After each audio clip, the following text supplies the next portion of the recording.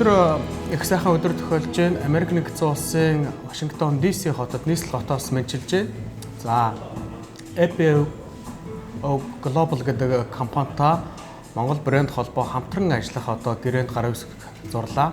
Энэ гэрээний хүрээнд Монгол улсын бизнес, жижиг дунд бизнес эрхлэгчдээс ахуулаад бүх бизнесийн салбарын Америк нэгдсэн улсад хүрэлцэн ирж бизнесийн чиглэлээр суралцах, богино хугацааны сургалтуудыг хийх.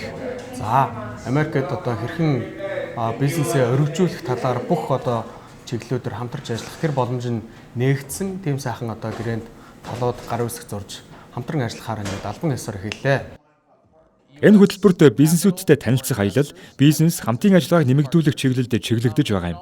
Мөн цаашдаа бид Монголын компаниудад Америк нэгдсэн улсын бизнес эрхлэгчид болох түншүүдэд танилцуулахад туслах зорилготой. Энэхүү гэрээ хөтөлбөрийн эхний зорилго нь Америк нэгдсэн улс болон Монголын бизнесийн холбоог улам хүчрхэгжүүлж, Монголын бизнесийг илүү тэлэх, амжилттай болгох зорилготой гэж найдаж байгаа. Гадаад дахь түншүүдтэй бизнесийн стратегийг хэрхэн сонгох, тохируулах, хэрэгжүүлэх, урт хугацааны хамтын ажиллагааны талаар ойлгоход чиглэгдсэн. Бас Америк нэгдсэн улсад сургалтын хөтөлбөрт хамрагдах үеэр бизнес эрхлэгчтэйгээ уулзах, хөрөнгө оруулагчдтай уулзах, мөн өөрсдийн компаниудыг танилцуулах боломжийг багтаасан тул энэ хөтөлбөрийн гол ач холбогдол нь гарна гэж итгэж байгаа.